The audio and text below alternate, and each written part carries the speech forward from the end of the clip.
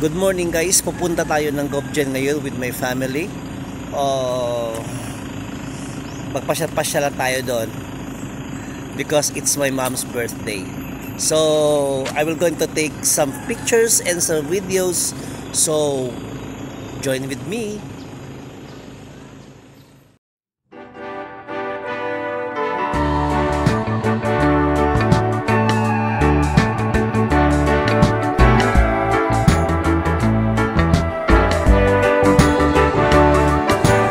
Guys, bumaba kami dito sa Barangay Pingkatagal para mag-almusal. Ito yung kadalasang binabaan ng mga tao para magpa-picture.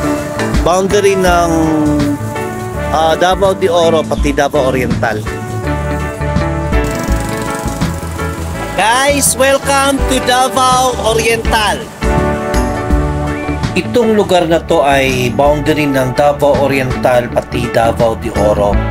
Maraming nagpapapicture dito because of the view and talagang napakaganda rin ng park dito guys. And sa mga nagta-travel, pwede rin tayong huminto dito, magpapapicture, magsi-CR at pwede tayong mag-almusal dito or magbananghalian or mag-snacks. So ang ginawa namin, huminto kami dito para mag-almusal and para magpa-picture. Yun lang, though may dala kaming baon, bumili na lang kami ng ulam na galing sa kanila. Parang respeto na lang din.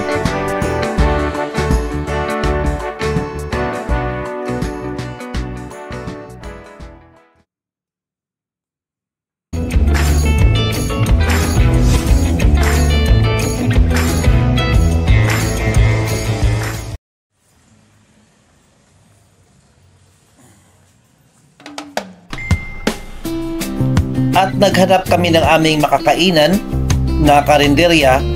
Nang makakita na kami, nagsimula na kami mag-prepare at nag-almusal. Yun nga lang, sa sinabi ko kanina, bumili na lang kami ng kunting ulam nila.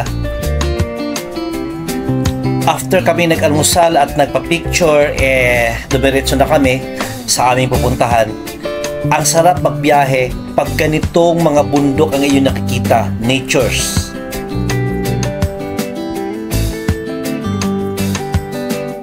Sa mahabang biyahe ay nakarating din kami dito sa aming paroroonan, which is ang Jaca Beach Resort. Tara guys, at pumasok tayo.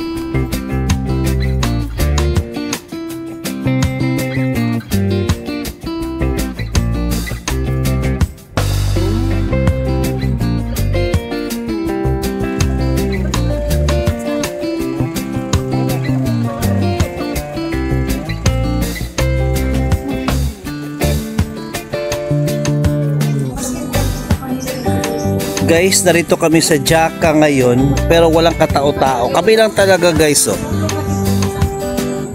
Yan, sarado ang mga cottages and mga walang katao-tao. Wala talaga kahit sa beach. Tinanong ko ang caretaker kung bakit walang tao. Sinagot naman ako na may nag-book naman at darating mamaya-maya during lunchtime. So, expected guys na during lunchtime dadami mga tao.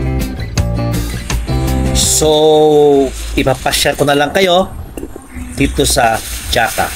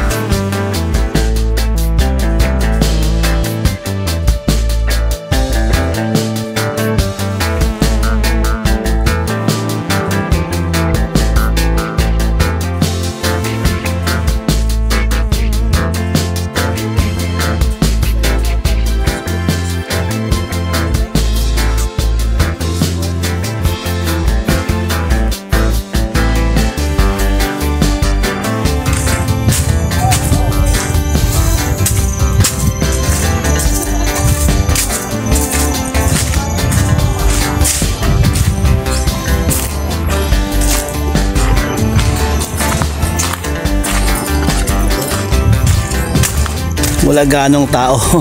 May dumating, isang grupo lang pero kakaunti lang ang talagang tao.